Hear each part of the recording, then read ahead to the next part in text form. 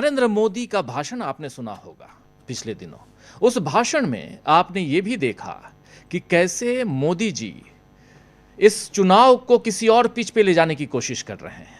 और वो जो पिच है वो है सांप्रदायिकता का, जहां हिंदू और मुसलमान दोनों शब्दों का इस्तेमाल कर इस समाज को बांटने की कोशिश उन्होंने की है। लेकिन क्या ये सही है? क्या ऐसे में ये चुनाव किसी और दिशा में जा रहा है? लगातार हम चर्चा कर रहे हैं। विपक्ष के नेता तमाम लोगों को आपने देखा होगा कि एक ही बात करते हैं, और वो बात है कि इस बार संविधान को बचाना है। ये बात गांव गांव तक, गली गली तक, मोहल्ले मोहल्ले तक पहुंच चुकी है कि अगर इस बार का चुनाव आपने ढंग से नहीं लड़ा तो फिर आगे संविधान बचेगा या नहीं बचेगा। कुछ दिनों पहले आपने सुना होगा नरेंद्र मोदी के मुंह से भाषण में ही कि बाबा साहब भी आ जाएं तो इस संविधान को नहीं बदल सकते। लगातार डिफेंसिव मोड पे थे नरेंद्र मोदी। लेकिन अचानक पहले दौर के चुनाव के बाद क्या हुआ कि उन्हें धर्म के नाम पर आना पड़ा, सांप्रदायिक होना पड़ा उन्हें। सांप्रदायिकता के साथ साथ वो जो बातें कह रहे हैं उसमें कहीं ना कहीं कांग्रेस और कांग्रेस के इर्द गिर्द ही उनकी बातें दिखाई देती हैं। क्या कांग्रेस आज की तारीख में नरेंद्र मोदी के इन बातों, भाषणों, इन सब से बैकफुट पे है, या कांग्रेस यहां से फिर एक मजबूती के साथ और आगे बढ़ती हुई दिखाई दे रही है? ये सब हम आज इस पॉडकास्ट में चर्चा करने वाले हैं और हमारे साथ जुड़े हुए हैं हमारे साथी प्रशांत टंडन जी। प्रशांत जी, आपका स्वागत करता हूं इस पॉडकास्ट में, नए अंदाज में ये पॉडकास्ट, और आपका स्वागत है। और सबसे बड़ी बात प्रशांत जी, जो बात अभी मैं रख रहा था, हमारे तमाम साथी, आपके तमाम साथी, सब लोग चर्चा यही कर रहे हैं कि आखिर क्या हो गया है कि ये चुनाव धर्म, सांप्रदायिकता, बंटवारा, समाज में भेदभाव, विभेद, इन सब पे आ गया है। नरेंद्र मोदी घोषणा पत्र का नाम भी ले रहे हैं। जो ऊपर लिख रहे हैं पटरी से उतरा, तो पटरी से क्या उतर गया और क्यों उतर गया? न्यूज़ पॉइंट में हम लोगों ने इस पर काफ़ी चर्चा की कि पहले फेज़ में क्या हुआ था, और जो पहले फेज़ में हुआ उसी का झटका ये लगा है, जिसको कहते हैं विज्ञापन में कि जोर का झटका धीरे से लगा। तो ये जो जोर का झटका जो है वो बहुत ज़ोर से लगा है पहले फेज़ में। और वो झटका क्या लगा? दो चीज़। अभी आपने संविधान की बात की राजीव जी। संविधान, और 5 अप्रैल को जो कांग्रेस का मैनिफेस्टो आया जी, उसने ये मैनिफेस्टो बिल्कुल इसी मैनिफेस्टो ने के पन्नों के बीच में मोदी साहब के जो 3-4 पिछले भाषण हुए हैं, बिल्कुल, जिसको देश भर में बड़ी चर्चा हो रही है, वो छुपा हुआ है राज। और जो संविधान की बात आपने की, देखिए मोदी जी को क्यों आना पड़ा हिंदू मुसलमान पे? अब इसका नुकसान फ़ायदा क्या होगा ये हम लोग चर्चा करेंगे, लेकिन आना क्यों पड़ा? मोदी जी का कैंपेन एक याद होगा आपको कि अब की बार 400 पार। बिल्कुल। इस 400 पार के नारे को जस्टिफाई कराने के लिए और इसको सीमेंट करने के लिए, मजबूत करने के लिए, और जी, उसके साथ संविधान का एक वो जोड़ा गया नैरेटिव कि 400 सीट क्यों? जी, क्योंकि संविधान बदलना है। और यहाँ से एक नई डिबेट ने जन्म ले लिया, और इस नई डिबेट को राजीव जी 14 अप्रैल को डॉक्टर भीमराव अंबेडकर की जयंती के दिन, जिसकी बहुत मीडिया कवरेज नहीं हुई, उसने सुनामी खड़ी कर दी। हम आप सब जानते हैं कि 14 अप्रैल को पूरे देश में हर गली मोहल्ले, छोटे स्कूलों में, मोहल्लों में, कस्बों में, गांवों में डॉक्टर अंबेडकर की मूर्तियां जहाँ जहाँ हैं फ़ोटो लगाकर छोटी छोटी सभाएं होती हैं। आसपास के एक्टिविस्ट और अंबेडकरवादी या शिक्षक या बुद्धिजीवी उसमें बुलाए जाते हैं। उन सब ने उसमें डॉक्टर भीमराव अंबेडकर के अलावा संविधान की चर्चा होती है, हमेशा चर्चा होती है। बिल्कुल। इस बार उसका मौजूद था, रेलिवेंट था पूरे देश में। ये जो संविधान की बदलने की जो बात है, इसने बिल्कुल आग पकड़ ली।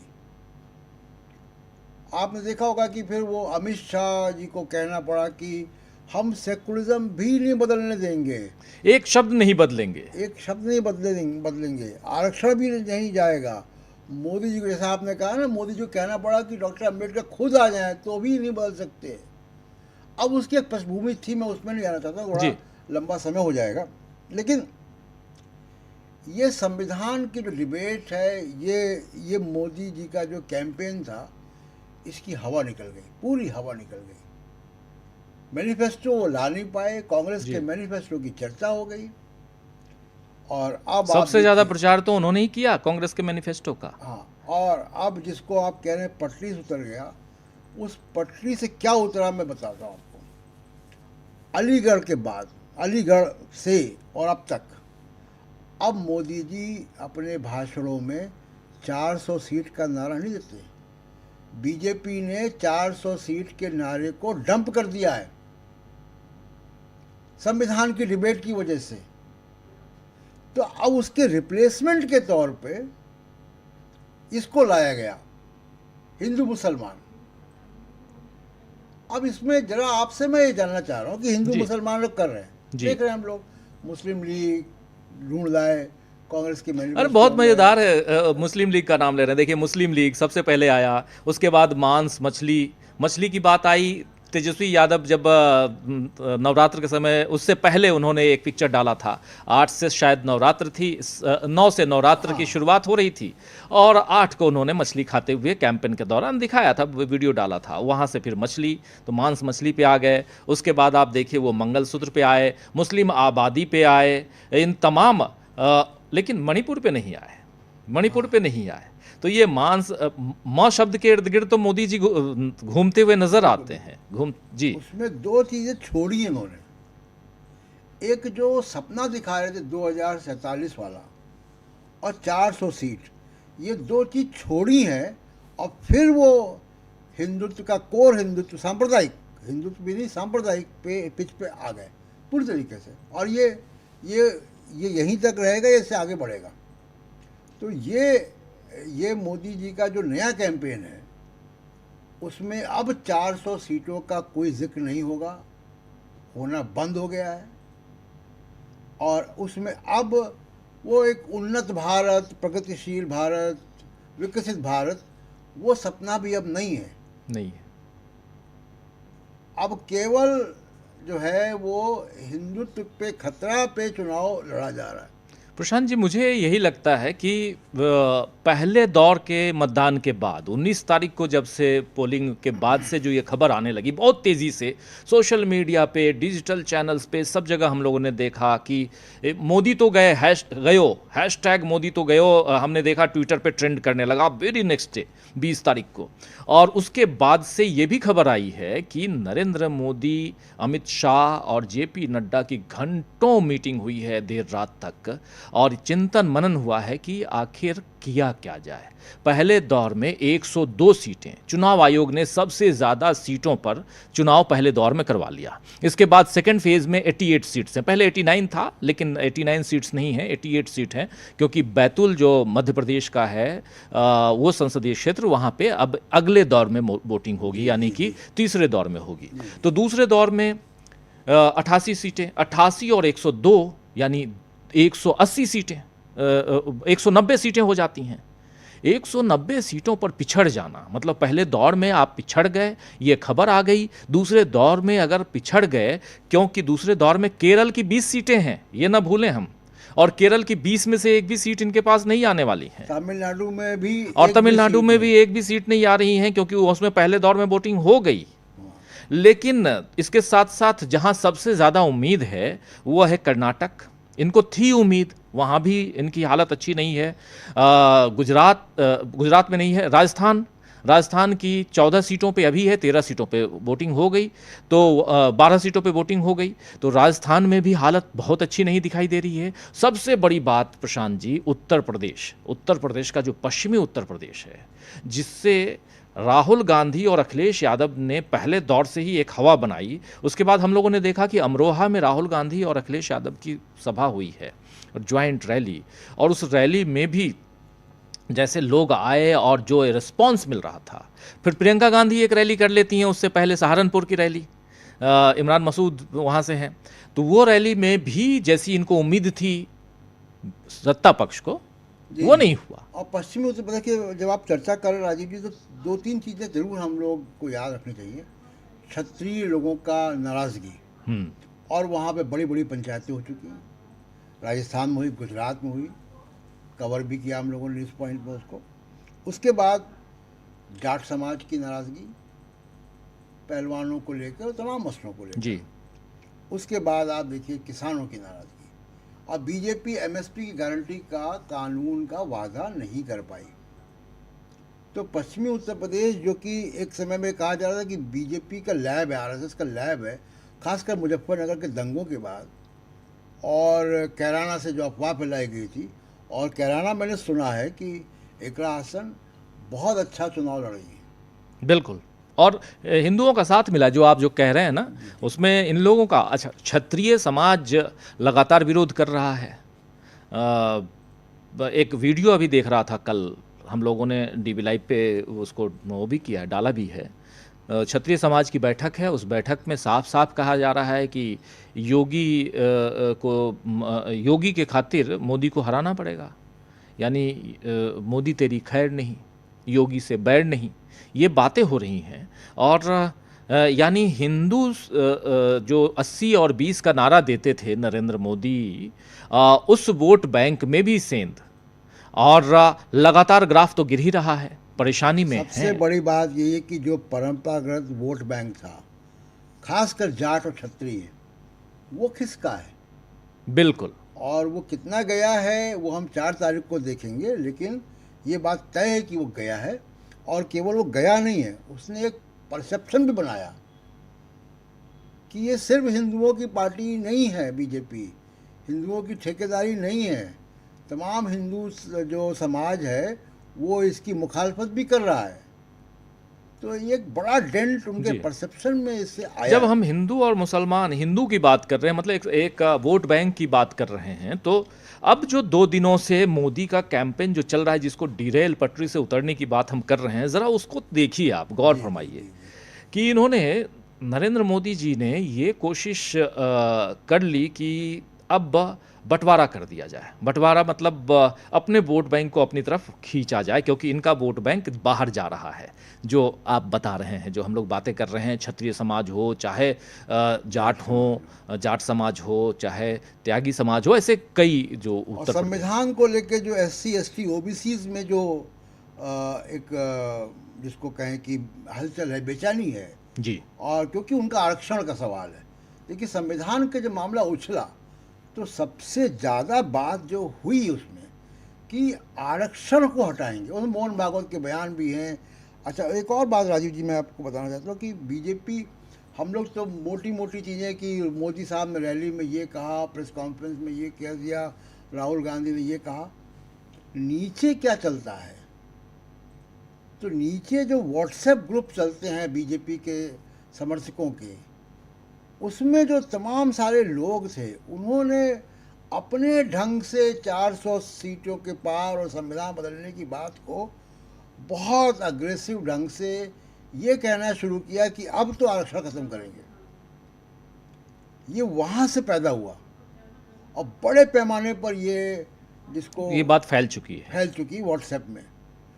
इसका डैमेज कंट्रोल के लिए ये आया है। अच्छा, ये भरोसा भी बनना ज़रूरी है। देखिए, भरोसा इसलिए होता है कि ये ऐसा करेंगे क्योंकि 2014 के चुनाव में आप याद कीजिए, 14 के बाद 15 का चुनाव, बिहार का चुनाव, जी। और उस समय मुझे जहाँ तक ध्यान आ रहा है, मोहन भागवत गए थे, RSS प्रमुख, और बिहार गए थे, और बिहार में उन्होंने कहा था आरक्षण समाप्त करना, आरक्षण को पुनर्विचार आरक्षण पे, हाँ, रिव्यू करेंगे, पुनर्विचार करेंगे, ये जो बात थी, ये इम्पोर्टेंट है। और यहाँ से भरोसा, उस समय भी इन्होंने उस भरोसे को दोबारा वो लाने की कोशिश की। लालू प्रसाद यादव ने उसी को उठा लिया था। वो चुनाव के परिणाम हम जानते क्या हुए थे।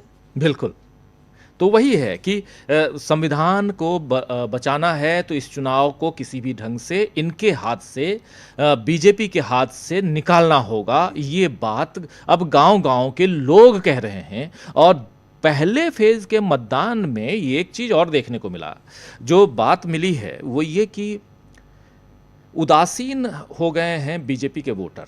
ये उदासीनता यानी 6.5% वोट शेयर कम हुआ यूपी कम में। हुआ है, कम हुआ है, और जो कम हुआ है वो मैक्सिमम उसमें बीजेपी के। मुजफ्फरनगर में 8% से भी ज़्यादा, जी। जो कि काफ़ी बड़ा है। और ये माना जा रहा है, कहा जा रहा है, जो सर्वे हो रहे हैं उस आधार पे, कि ये बीजेपी के वोटर्स हैं। इसमें maximum part BJP. 24 Thakur 84 Thakur 24 जो गांव है 24 हाँ, तो उसमें मात्र 30% वोटिंग हुई है, मात्र 30%। पूरा ठाकुरों का इलाका है। तो ऐसे कई गांव हैं, कई एरिया हैं जहां पे इनके पक्ष में लोग निकल के नहीं आए, जो इनके कोर वोटर्स थे वो निकल के नहीं आए बीजेपी के। और यही परेशानी है कि यहां से फिर आगे अगर वोटर्स को नहीं निकालेंगे। लेकिन एक बात मुझे थोड़ा सा समझ रहा हूं, शायद आप भी बताइए इस पे। अब जो नरेंद्र मोदी का कैंपेन है, जिसको हम लोग कह रहे हैं कि पटरी से उतर गया है ये कैंपेन, या डिरेल हो गए हैं नरेंद्र मोदी, मुसलमानों के खिलाफ आप पूरे कैंपेन को ले जाकर हिंदू मुसलमान करके और सेंटर पॉइंट में कांग्रेस को रख के, मुझे नहीं लगता है प्रशांत जी कि अब कोई फायदा होने वाला है। देखिए राजीव जी, इसके हम जरा नफ़ा नुकसान देखें। ये तो बात तय है कि मोदी जी ने एक यू टर्न ले लिया। क्यों लिया, हम लोग चर्चा कर चुके। इस चुनाव को कंपेयर करते हैं 2014 के चुनाव से, क्योंकि 2019 का चुनाव में भी आप देखिए कि जो सर्वे आ रहे थे जनवरी तक, उसमें एनडीए की मेजॉरिटी नहीं आ रही थी जी। पुलवामा बालाकोट हुआ और एक डिफरेंट तरीके का मैसेज गया, और बीजेपी को अपना जो उनकी कोर ज्योग्राफी है वहाँ से आगे जाके समर्थन मिला। जैसे कर्नाटक में 25 सीटें आ गई जी। बंगाल में 18 या 19 आ गई। तो ये जो बीजेपी को सपोर्ट बाहर से मिला वो बीजेपी को 303 तक ले गया। अब 2014 में क्या हो रहा था जरा इसको देखें, और उसके पहले एक जरा और दर्शकों के लिए हम लोग चर्चा कर लेते राजीव जी, 1 मिनट के लिए केवल। जी बिल्कुल। कि जो पिछले 3-4 दिन में हुआ है, और सूरत का हम लोग जानते हैं कि सूरत में निर्विरोध बीजेपी के जो कैंडिडेट हैं वो एमपी बन गए, जीत गए, तो निर्विरोध हो गए। किस तरीके से वो नाम विड्रॉ हुए, कांग्रेस का किस तरह से पर्चा खारिज हुआ कांग्रेस के कैंडिडेट का, वो सब हम देख रहे हैं, खबरों में है। उसको लेकर और फिर मोदी साहब के जो सांप्रदायिक बयान है उसको लेकर इलेक्शन कमीशन, जब तक हम लोग बात कर रहे हैं तब तक तो अभी तक कुछ नहीं आया जी। हाँ, अभी तक तो 4:44 अभी इस पॉडकास्ट को हम लाइव कर रहे हैं, और अभी तक वही मैं देख रहा था कि कहीं कोई खबर है क्या कि चुनाव आयोग से कुछ आया, मोदी साहब पे कोई एक्शन हुआ।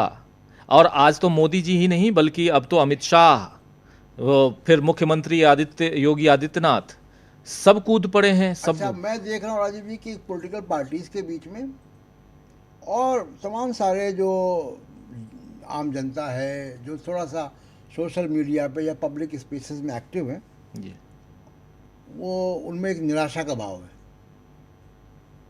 क्या होगा जी, क्या ये चुनाव पूरा उतर गया पटरी से? क्या राहुल गांधी की भारत जोड़ो यात्रा और ये जो मैनिफेस्टो आया ये सब बेकार हो गया?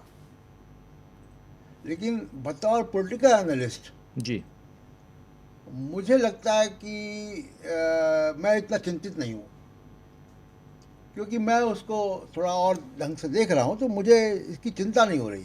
मुझे चिंता अब बीजेपी की हो रही है, मोदी साहब की हो रही है, क्योंकि कुछ चीज़ें वो ले रहे हैं तो कुछ छोड़ भी रहे हैं। जैसे मान लीजिए कि उनका ओवर एम्फेसिस, ज़्यादा फोकस कांग्रेस पे हो गया। हर रैली में, हर भाषण में, हर ट्विटर के हैंडल से कांग्रेस और राहुल गांधी को बदनाम करने या उन पे हमला करने की बात हो रही है। एक फेक वीडियो बना दिया गया राहुल गांधी। हाँ, आज तो एक फेक वीडियो भी आ गया है, और वो सब चीज़ें हो रही हैं। आप ही बता रहे थे, मैं तो उसको उतना उस पर गौर नहीं फरमा पाया, लेकिन 5 जन ने उसको रिलीज किया अपने हैंडल से चला गया वो फेक वीडियो, और अब वो फेक है, सब लोग जान गए। अच्छा, राहुल गांधी के साथ ये 20 साल से हो रहा है, तो अब राहुल गांधी इसके अभ्यस्त हो गए, और अब भारत जोड़ो यात्रा के बाद वो सब चीज़ें अब वहाँ से बहुत आगे चली गई हैं, जी। तो पुराने हथकंडे हो गए। लेकिन तो बहुत से लोग चिंतित हैं उसको लेकर, मैं उतना चिंतित नहीं हूँ। जी। मुझे लग रहा है कि बीजेपी मोदी साहब की को लेकर मैं ज़्यादा चिंतित हूँ, क्योंकि क्या क्या छोड़ रहे हैं। मैं बात कर रहा था कि ओवर फोकस कांग्रेस के ऊपर, सारे हमले कांग्रेस पे, सारा आलोचना कांग्रेस की, केंद्र में कांग्रेस का मैनिफेस्टो, उसमें क्या लिख दिया गया ऐसा। अब इस चक्कर में क्या हो रहा है कि वो उन्होंने ममता बनर्जी को छोड़ दिया, उद्धव ठाकरे को छोड़ दिया, स्टालिन का तो मान ली चुनाव हो गया, उन्होंने कर्नाटका को छोड़ दिया, उन्होंने बिहार छोड़ दिया, आम आदमी पार्टी को छोड़ दिया, उन्होंने तेजस्वी यादव को मछली वाली कंट्रोवर्सी के बाद छेड़ा नहीं। तो आप देखिए कि इंडिया गठबंधन के बाकी घटक जी। मजे से अपना प्रचार कर रहे हैं। उनको कौन मिल रहा है? उनको टॉप प्लेयर नहीं मिल रहे हैं। जी। आप इसको देखिए कि फुटबॉल का मैच चल रहा है और एक प्लेयर जो है बॉल लेके चल रहा है, 12th मैन है उधर, उसको रोकने वाला जो है वो टॉप प्लेयर नहीं है। बिल्कुल। तो ममता बनर्जी को शुभेंदु भट्ट नहीं रोक सकते, या उद्धव ठाकरे को महाराष्ट्र के प्लेयर्स नहीं, वो तो अब नेशनल प्लेयर्स हैं। तो आप देखिए कि ये एरिया छूट रहा है उनका, जी। जिसको पता है एरिया छूट रहा है, बुरी तरीके से छूट गया सारा। अब चुनाव तो वहाँ भी है जी। सेकेंड फेज में भी उन तमाम एरिया में चुनाव होंगे जहाँ पे इंडिया गठबंधन के घटक दल हैं, वो आराम से अपना काम कर रहे हैं। बिल्कुल। दूसरा एक जो नुकसान मोदी जी को हो रहा है कि एक परसेप्शन तो आपने ये बनाया कि छोड़ रहा है, दूसरा कि आपने अपने मुद्दे छोड़ दिए, जी। और तीसरा सबसे बड़ी बात राजीव जी, मैं 2014 की क्या बात कर रहा था कि 2014 में जब मोदी जी आए थे तो बड़े सारे न्यूट्रल लोग, लेखक, पत्रकार, इंडस्ट्रियलिस्ट, तमाम बुद्धिजीवी, अंतर्राष्ट्रीय लोग मोदी जी की वाहवाही कर रहे थे, और उसके सहारे मोदी जी का ब्रांड बना। वो ब्रांड के ज़रिए इंडिया यूपीए के खिलाफ भी एक सेंटीमेंट था, लेकिन वो ब्रांड के ज़रिए वो ऑल्टरनेट बन गए। 2024 में वो जो प्लेयर्स हैं, जो न्यूट्रल प्लेयर हैं, जो थोड़ा बहुत मोदी जी का समर्थन भी करते हैं, लेकिन वो यहाँ तक नहीं आएंगे कि वो जो राजस्थान में भाषा बोल रहे हैं या मेरठ में जो भाषा बोली है, वो यहाँ पे आके मोदी जी को सपोर्ट नहीं करेंगे। आज तमाम अखबारों के मैं एडिटोरियल भी देख रहा था जी। वो संपादकीयों में भी वो बात नहीं है। दूसरी एक बहुत महत्वपूर्ण बात है, इंडिया गठबंधन के घटक दल को छोड़ दिया मोदी जी ने, अपने इनके घटक दल के लोग इनसे आइडेंटिफाई नहीं करेंगे। आप देखिए कि इस नैरेटिव पे चंद्रबाबू नायडू कैसे चुनाव लड़ेगा आंध्र प्रदेश में। अकाली दल इनके साथ नहीं है, लेकिन शिकायत की है अकाली दल ने, शिकायत की है, क्योंकि वो कल ही शिकायत की है। बिल्कुल। अब आप देखिए कि जो महाराष्ट्र के पार्टनर्स हैं, मैं शिंदे की बात नहीं कर सकता, अजीत पवार को तो दिक्कत आएगी। बिल्कुल आएगी, बिल्कुल। तो ये इस कीमत पे मोदी जी कर रहे हैं, क्योंकि ये बड़ी क्राइसिस थी जी। और इस बड़ी क्राइसिस में हिंदी पट्टी इनके हाथ से निकल रही थी संविधान के नैरेटिव में, इसलिए इनको ये करना पड़ा है। और ये जानते हैं, ऐसा नहीं कि जो चीज़ हम आप जानते हैं वो ये नहीं जानते, वो भी जानते हैं कि घटक दल नाराज़ होंगे, इंडिया घटक दल छूट रहे हैं उनकी। भाई आपने कहा देर रात तक मीटिंग चल रही है, सारे पहलू पर देखा गया होगा। बिल्कुल। लेकिन वो इतनी बड़ी प्रॉब्लम है नॉर्थ इंडिया की हिंदी पट्टी की कि कोई और रास्ता नहीं था इनके पास कि कैंपेन को पटरी से उतारो।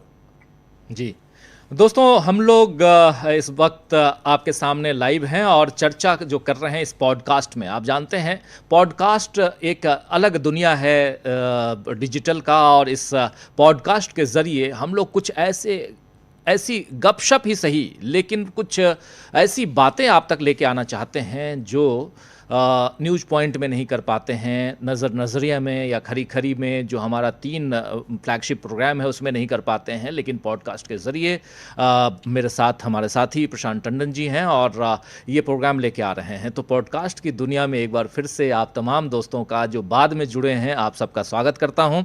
लाइव इस पॉडकास्ट में हमारे साथ जुड़े हुए हैं प्रशांत टंडन जी, और चर्चा चर्चा हम लोग कर रहे हैं कि पहले फेज के बाद आखिर क्या हो गया नरेंद्र मोदी को कि उन्होंने अपने खुद के पैर पर कुल्हाड़ी मार ली, अगर कहें तो गलत नहीं होगा, इसलिए क्योंकि कैंपेन को डिरेल कर लिया है।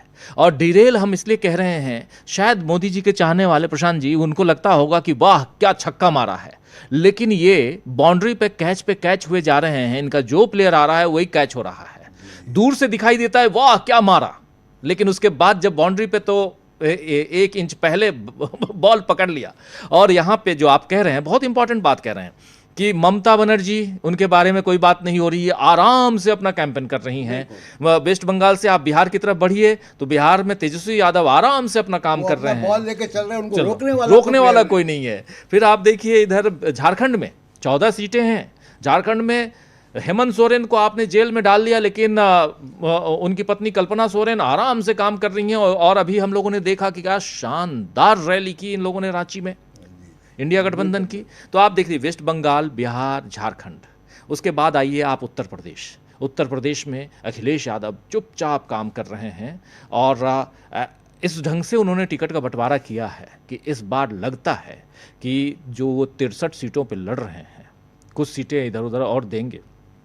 मजबूती के साथ फाइट कर रहे हैं, मजबूत। सारा जो ताकत है वो राहुल गांधी और कांग्रेस के पूरा फोकस राहुल गांधी। इसका नुकसान क्या होगा ये हम लोग चर्चा कर रहे हैं, आप बताइए इसमें और क्या क्या हाँ, वही मैं कह रहा हूं, नुकसान वही कि आखिर कुल्हाड़ी क्यों मारी।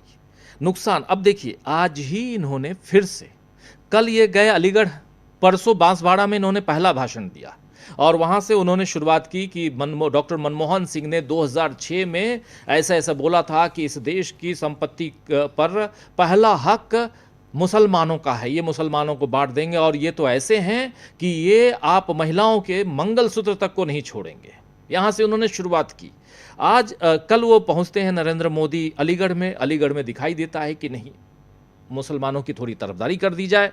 तो उन्होंने 3 तलाक और हज कमेटी की बात कर दी। हज के लिए हमने क्या क्या किया, 3 तलाक के लिए हमने क्या किया, ये भी करने की कोशिश, थोड़ा सा ढकने की कोशिश की।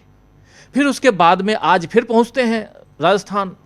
आज फिर से राजस्थान में वो आंध्र प्रदेश में SC ST के आरक्षण को कम करके इन्होंने मुसलमानों को आरक्षण दिया, ये भी कह रहे हैं। आज हनुमान जयंती है, हनुमान जयंती पे कि इन्होंने हनुमान जी की पूजा करने वालों को कर्नाटक में पीटा, ये भी कह रहे हैं। आप देखिए ये तमाम बातें आप और हम तो साथ साथ कर्नाटक में। और हनुमान जी को लेकर नरेंद्र मोदी ने बजरंग दल पे बैन की बात को लेकर कितना हनुमान किया वहाँ पे, बिल्कुल। और क्या मिला? देखिए, दक्षिण भारत की जनता बहुत डिफरेंट तरीके से सोचती है।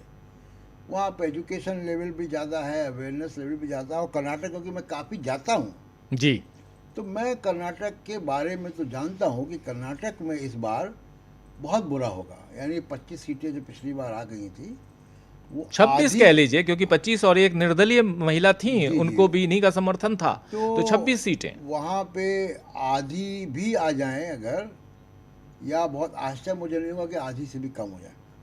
लेकिन चलिए, मैं नंबर्स पे नहीं जाते हैं, नंबर्स पे नहीं जाते अभी, लेकिन नुकसान इनको हो रहा है।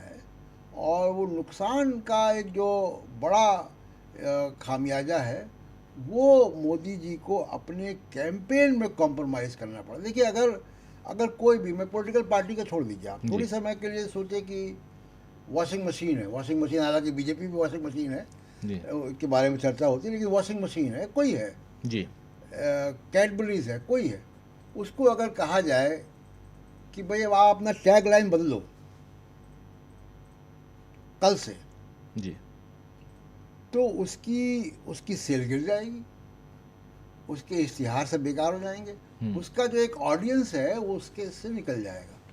एक नए तरीके का ऑडियंस मोदी साहब क्रिएट कर रहे थे कि इतने ट्रिलियन की इकॉनमी, विकसित भारत वगैरह वगैरह।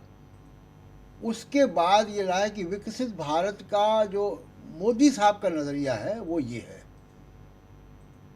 अच्छा, मज़ेदार है, विकसित भारत, एक इतने ट्रिलियन की इकोनॉमी, विश्व गुरु। इसी विश्व गुरु में आज ही देख रहा था, कल भी आपने देखा, हम लोगों ने देखा, पूरी दुनिया में इस नरेंद्र मोदी के hate speech hate speech coated शब्द का इस्तेमाल करते हुए कई लोगों ने, कई अखबारों ने एडिटोरियल टीवी लिखा, चैनल्स में, टीवी चैनल्स में चल रहे हैं। अंतर्राष्ट्रीय टीवी चैनल में डिबेट हुई है। क्योंकि देखिए, भारत एक ऐसी डेमोक्रेसी है राजीव जी, जिसको दुनिया खोना नहीं चाहेगी। इस पूरे साउथ एशिया में भारत ही एक वाइब्रेंट डेमोक्रेसी है, जो तमाम सारे चैलेंजेस से होकर गुजर के 75 साल की हो गई। इस पूरी दुनिया में राजीव जी संविधानों की जो औसत आयु 17-18 साल है। जी। भारत एक ऐसा देश है जहाँ का संविधान जो है वो 75 साल का संविधान है और अनइंटरप्टेड है। तो भारत की जो कहानी है वो बहुत डिफरेंट है और दुनिया इसको खोना नहीं चाहेगी। आप देखिए, जब ट्रंप कैपिटल हिल पे चढ़ गया हारने के बावजूद भी, पूरी दुनिया, इवन भारत में भी उसको लेकर चिंताएं थी जी। कि अमेरिका की डेमोक्रेसी नहीं ख़त्म होनी चाहिए। तो ये ग्लोबल विलेज में हम रह रहे हैं आज की तारीख में। तो नुकसान जो दर्शक बाद में जुड़े हैं उनके लिए मैं फिर से कह दूं, जो शुरू में बात की थी कि मोदी जी का जो नया कैंपेन है हिंदू मुसलमान का, अग्रेसिव कैंपेन है, मुझे नहीं लगता कि ये कितना समय चलेगा, नहीं चलेगा, अब हम लोग गेस कर सकते हैं इस पर। लेकिन इसमें अब की बार 400 पार का नारा छोड़ दिया गया है जी। संविधान की अब कोई बात नहीं की जाएगी। विकसित भारत पीछे चला गया है, अब केवल मुसलमान है बीच में, और कांग्रेस है और राहुल गांधी है जी। अब इस कैंपेन के जो भी नफे नुकसान होंगे वो मोदी जानते हैं। बिल्कुल आप सही कह रहे हैं, क्योंकि सेंटर पॉइंट में मुसलमान को लाया गया है और शायद मुझे लगता है कि मुस्लिम लीग से लेकर मुसलमान आबादी तक और मुसलमानों के बीच उनकी संपत्ति, आज संपत्ति बंटवारे को लेकर के भी खूब कह रहे थे। और जो राहुल गांधी को लेकर जो फेक वीडियो चलाया जा रहा है वो वही तो चलाया जा रहा है कि राहुल तो पहले से कह रहे हैं कि हम आएंगे, हमारी सरकार आएगी तो संपत्तियों का एक्सरे करेंगे, संपत्तियों का करेंगे जी। हालांकि वो दलित SC ST OBC के संदर्भ में उस बात को कह रहे हैं जिसमें अल्पसंख्यक भी एक हिस्सा है। लेकिन राहुल गांधी तो उन 200 व्यापारियों की बात कर रहे थे जिनके पास जरूरत से ज्यादा संपत्ति है, जो संपत्ति उठाते हैं, बैंक से कर्जा लेते हैं और भाग जाते हैं। आखिर विजय माल्या की संपत्ति अगर आज कुर्क करके गरीबों में बांट दी जाए तो कौन मना करेगा, आप सोचिए। और ये एक्सरे की बात आई उसमें वीडियो में ना, एक्सरे किस बात का? देखिए, दलित और ट्राइबल और मुस्लिम, इनकी गिनती होती है सेंसस में, बिल्कुल होती है। जिसकी गिनती नहीं होती है अलग से वो वर्ग है ओबीसी है, जिसकी बात राहुल गांधी कर रहे हैं। उसके बाद एक सोशो इकोनॉमिक सर्वे की बात भी है जिसमें मालूम पड़ा, जैसे बिहार में अभी हुआ एक सर्वे ऐसा कि सोशो इकोनॉमिक सर्वे, वो मालूम पड़ा कि कौन किसके पास कितने रिसोर्सेज हैं, कौन सरकारी नौकरियों में कितना है। तब तो आप नीतियाँ बनाएंगे सबको मुख्य धारा में लाने के लिए, और पूरी दुनिया में होती तो है। एक्सरे में मुसलमान का कोई मतलब नहीं है, खैर क्योंकि वो ओबीसी के लिए है बेसिकली। प्रशांत जी, ये तो उस रास्ते पे जाना है, नरेंद्र मोदी को अपने कैंपेन को लेके उस राह पे जाना है जहां उनको लगता है कि इसके बिना, क्योंकि अभी आप कह रहे हैं ना कि विकास की बात, विकसित भारत की बात अब पीछे छूट गई, बात 400 पार की पीछे छूट गई, इंडिया गठबंधन के दूसरे पार्टनर छूट गए। हाँ, इंडिया गठबंधन के दूसरे पार्टनर भी छूट गए। अब यहाँ दो ही है, एक कांग्रेस है और एक मुसलमान है। इसके इर्द गिर्द नरेंद्र मोदी इस चुनाव को कितना दूर तक ले जाते हैं ये देखना दिलचस्प होगा, क्योंकि यहाँ से क्या अब आज की तारीख में ये हिंदुस्तान जो कई तरह के जख्मों को सहा है, पिछले 10 साल से सहता आ रहा है, इसलिए पिछले 10 साल का जिक्र यहाँ कर रहा हूँ क्योंकि इसी 10 साल में यहाँ के व्यापारियों ने GST की मार झेली, यहाँ के लोगों ने नोटबंदी की मार झेली, यहाँ के लोगों ने सबसे भयावह कोरोना का काल देखा, और जिस समय यहाँ हॉस्पिटल्स और बाकी, इस विषय में हम लोग कई बार चर्चा कर चुके हैं। तो ये सब, तो क्या आज की तारीख में फिर से लोग उस पटरी पे चलना पसंद करेंगे, उस गाड़ी में बैठना पसंद करेंगे जिस गाड़ी में ये सब कुछ पहले से बैगेज तैयार बैठा है, और उसके बाद आपको कहा जा रहा है कि यहाँ सांप्रदायिकता है, यहाँ हिंदू मुसलमान में बैर है, और सामने जो है वो पीछे गार्ड के रूप में मोदी जी हैं और आगे इंजन के रूप में आप कांग्रेस को लेके जाना चाहते हैं कि गाड़ी कांग्रेस चलाएगी लेकिन हरी झंडी मैं ही दिखाऊंगा। ये आप करना चाहते हैं तो कब तक जनता जो उसमें उसकी सवार है वो आपकी बातों को सुनेगी? क्योंकि उसको उस राह पे नहीं चलना, वो अगले स्टेशन पे उतर जाएगी, और पड़ाव है, 6 पड़ाव में चुनाव है। अच्छा राजीव जी, जनता कोई अलग मोहल्ले में नहीं रहती, हम आप भी जनता ही हैं।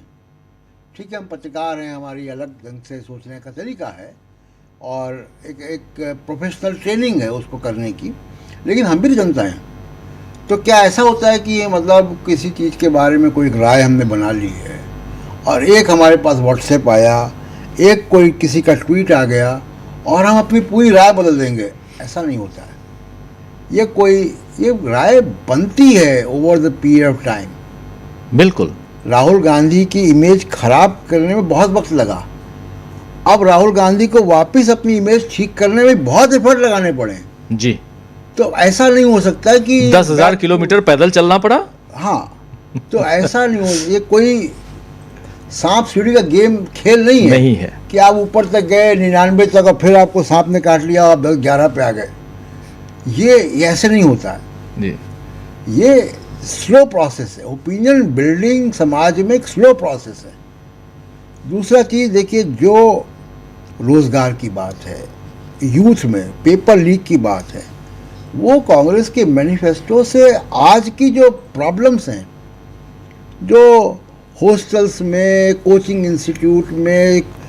इंस्टीट्यूट के बाहर की चाय की दुकानों में, ये जो बातें हो रही यूथ के बीच में, यूनिवर्सिटी कैंपसेस में, उससे रेजोनेट कर रहा है, उससे मिलान हो रहा है उसका। अब कोई आएगा कि जिसके पास नौकरी नहीं है, उसमें कुछ लोग होंगे जो जाहिर सी बात है कि वो हिंदू मुसलमान के नैरेटिव में चले जाएंगे जी। लेकिन एक बहुत बड़ा वर्ग, यूथ का वर्ग जो है उसमें नहीं जाएगा। हम कई बार सोशल मीडिया के कुछ वीडियोस में देख रहा था और चीज़ें, तो बड़ा आश्चर्य की बात है राजीव जी कि और सुखद आश्चर्य है कि यूथ इसमें नहीं आ रहा है। यूथ हिंदू मुसलमान के नैरेटिव में नहीं आ रहा है। ये बहुत बड़ी बात है और ये एक उम्मीद की किरण भारत के लोकतंत्र के लिए जो है पैदा करती है। बिल्कुल आप सही कह रहे हैं कि यूथ नहीं आ रहा है, और जो पहला फेज हुआ है, आपकी बातों में कितना दम है वो मैं बता रहा हूँ कि पहला फेज जो है इसमें 18 से 23 साल के जो पहले वोटर, दूसरे वोटर, तीसरे वोटर जो हैं, ये ज़्यादा निकल के नहीं आए हैं, इनमें ज़्यादा उत्साह नहीं रहा है। ये सर्वे और ये पहले फेज के बाद के आंकड़े बता रहा हूँ, वो आखिर क्यों नहीं निकल के आए? उनको जो 2014 में जो भारत चाहिए था, जिस उम्मीद से उन्होंने वोटिंग की थी, उनको जो 2019 के पहले वोटर थे उन्होंने जो वोटिंग की थी, आज वो उन्होंने उम्मीदें क्यों त्याग दी? उसमें कई लोग हैं अग्निवीर वाले हैं जो 10वीं पास करते हैं, उनको लगता है कुछ नहीं तो चलिए कुछ दौड़ धूप कर लें, थोड़ा शरीर बना लें और फिर सेना की नौकरी में चले जाएं। लेकिन उनकी हालत देख लीजिए क्या है। पेपर लीक का मामला आप बता ही रहे हैं। इन तमाम परिस्थितियों को सुधारने की जगह अगर आप विकसित भारत की बात आप कर रहे हैं, 5 ट्रिलियन इकोनॉमी की बात कर रहे हैं, आप तमाम बातों को चली गई पीछे राजीव जी, वो सब बातें चली गई पीछे। बिल्कुल। अब तो मुस्लिम लीग है, अब तो हिंदू मुसलमान है, यही है। कुल मिलाकर प्रशांत जी, ये चुनाव जो है बहुत शानदार ढंग से विपक्ष के ग्रिप में है अभी भी। हाँ, विपक्ष के ग्रिप में है ये चुनाव। केवल विपक्ष जो है अगर संयम अपना बरकरार रखे। देखिए एक बहुत बड़ी बात है राजीव जी कि इंडिया गठबंधन में एकता बनी रही और कुछ संकेत हम लोग देखते हैं, कुछ संकेत बतौर पत्रकार भी हम लोग को दिखाई देते हैं। जैसे मान लीजिए कि पर्दे के पीछे के प्लेयर्स बड़े इम्पोर्टेंट रोल प्ले करते हैं। मोदी जी ने जब कहा कि विदेशी ताकतों से साजिश हो रही है, ये बड़ा एक संदेश गया है, बाहर गया है और दूसरा आप देखिए कि ईडी सीबीआई इनकम टैक्स की कार्रवाई जी फर्स्ट फेज के बाद उसका ग्राफ नीचे आ गया है, बिल्कुल सही कह रहे हैं आप। कम हो गया है वो। और ये सब संकेत हैं। देखिए भाई तमाम तरीके से लोग फीडबैक कराते हैं, जी बड़े बड़े उद्योगपति भी अपना सर्वे एजेंसीज लगाते हैं। तो आप देखिएगा कि सेकंड फेज के बाद ये संकेत जिनकी चर्चा मैं कर रहा हूँ ये आपको बहुत मुखर तौर पे दिखाई देंगे। तो इसलिए जो हो रहा है, बहुत समय दर्शक विचलित होंगे, परेशान होंगे कि क्या हो रहा है, इलेक्शन कमीशन सो रहा है, कुछ नहीं कर रहा है। इलेक्शन कमीशन सरकार नहीं बनाता है, गोल रेफरी गोल नहीं डालता है। रेफरी अच्छा बुरा हो सकता है, जी सरकार तो जनता बनाती है। मुझे लग रहा है कि जनता अपनी जगह पे है और जो जगह पे नहीं है वो मोदी जी हैं। जी। एक बात इसमें और भी है, इस चुनाव से पहले आप याद कीजिए कि लगातार ईवीएम को लेकर चर्चा हो रही थी। अच्छा, ईवीएम पे केस याचिका दायर की गई जिस पर सुनवाई हुई 16 तारीख को और 18 तारीख को, 19 को वोटिंग थी और उसके बाद से अभी तक फैसला आने का इंतज़ार है। और जब तक ये फैसला नहीं आता है, जितना इंतज़ार होगा उतनी धुकधुकी बीजेपी के लिए लगी रहेगी, ये तय मानिए। जी। और ईवीएम की डिबेट से राजीव जी होता क्या है, क्योंकि हम दोनों लोग चुनाव में जाते हैं और चुनाव के पहले तमाम लोगों से बात करते हैं, पॉलिटिकल वर्कर से। जब हम आते हैं और सुप्रीम कोर्ट का केस जारी चल रहा है, उसके जैसे याद कीजिए कि जब ये लाइव हम लोग कर रहे थे, सुप्रीम कोर्ट का फैसला हो रहा है, जी, तो क्या क्या बातें डिस्कस कर रहे थे कि फॉर्म 17 क्या होता है, फॉर्म 17C क्या होता है, फॉर्म 19 क्या होता है, ये बैटरी का चार्ज उसमें कैसे लिखा जाता है, ये नंबर ऑफ वोटर काउंट कैसे होता है। तो ये सारी चीज़ों से समाज में, देश में, पॉलिटिकल वर्कर्स में, वोटर के बीच में एक अवेयरनेस जाती है। जिसने भी उस दिन का हम लोगों का लाइव देखा होगा या हमारे जैसे तमाम मीडिया हाउसेस के लाइव देखे होंगे, जिन्होंने तमाम ये डिटेल बताई होंगी, हमने तो बताई थी। जी बिल्कुल। तो जब मतदाता जाता है ना और वो मतदाता अपना साइन कर रहा है, वो फॉर्म 17A, उसको मालूम है कि जहाँ मैं साइन कर रहा हूँ फॉर्म 17A है, मेरा नंबर कितना है, उसने नंबर अपना देख लिया, 155वां नंबर था। अब उसके बूथ पे मान लीजिए कि 110 ही वोट दिखाई देंगे, तो वो कहेगा कि गड़बड़ हुआ है। तो ये अवेयरनेस भी जाती है। ईवीएम पे कुछ अभी आए फैसला ना आए, इसके ज़रिए अवेयरनेस जाती है, जागरूकता फैलती है। और अगर देखिए जागरूकता है समाज में तो फिर गड़बड़ नहीं हो सकती। बिल्कुल सही कह रहे हैं आप, जागरूकता है इसलिए गड़बड़ नहीं हो सकती। और ईवीएम का मामला जो है वो एक बहुत कहें तो एक जागरूकता, और ख़ासकर इस केस के बाद से वो तो लोगों में एक अवेयरनेस है ही। बहुत कुछ आगे भी हम चर्चा करेंगे प्रशांत जी। इस आज एक चर्चा हम लोगों को करनी है ब्रांड मोदी को लेकर। जी, इस पे अलग से पॉडकास्ट हम लोग बनाएंगे। बिल्कुल। और वो ब्रांड मोदी, देखिए एक छोटी सी बात केवल इतना कह दूं कि ब्रांड मोदी को बहुत डैमेज हुआ है इन 3 दिनों में।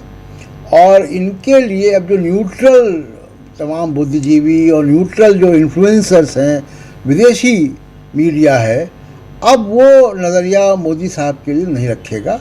और वो इनको आरएसएस के मुखपत्र का वो एडिटोरियल आपको याद है, जिसने कहा था कि सिर्फ मोदी काफ़ी नहीं होंगे और सिर्फ हिंदुत्व पर चुनाव नहीं। ये 2 शब्द, हिंदुत्व और मोदी, अब ये दोनों हमारे आने वाले चुनाव में ब्रांड नहीं हो सकते, ये दोनों शब्द।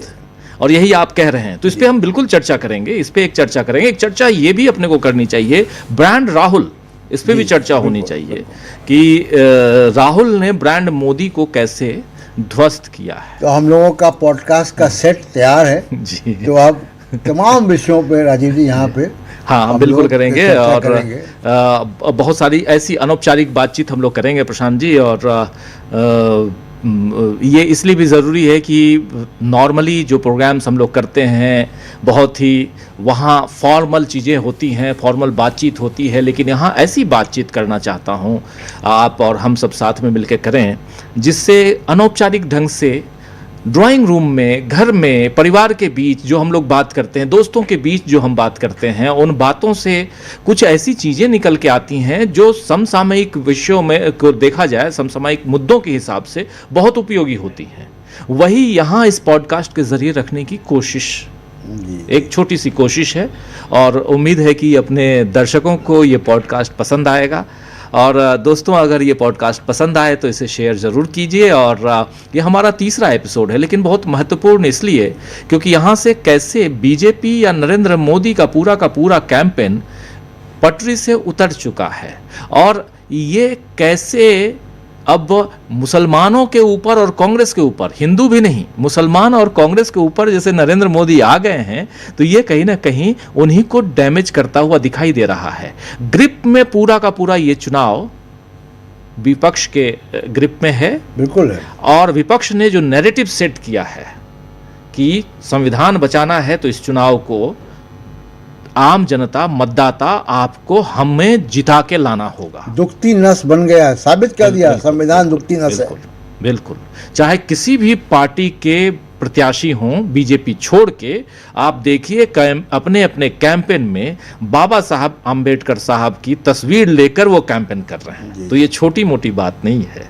उत्तर प्रदेश के हमारे साथी देख रहे होंगे, वहाँ भी तमाम समाजवादी पार्टी के जितने कैंडिडेट हैं वो अपने कैंपेन में बाबा साहब अम्बेडकर साहब की तस्वीर लेकर बड़ा सा पोस्टर लगा करके वो कर रहे हैं कैंपेन।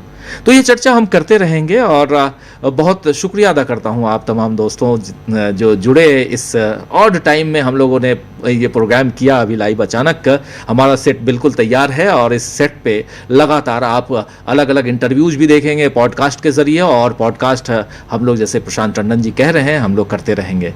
तो हम लोग अब इस कार्यक्रम को यहीं समाप्त करें। प्रशांत जी, बहुत शुक्रिया आपका, और आप तमाम दोस्त साथी शुभचिंतक, आप सबका भी बहुत बहुत शुक्रिया। और ऐसे ही जुड़े रहिए, देखिए, और अगर आपको ये पॉडकास्ट पसंद आए तो कमेंट बॉक्स में कमेंट ज़रूर लिखिए। इसमें और कुछ सुधार करना हो तो ये भी बताइए, लिखिए। आप लोगों के जो सलाह, सजेशंस होते हैं वो हमारे लिए बहुत ज़रूरी होते हैं, उपयोगी होते हैं, इसलिए भी।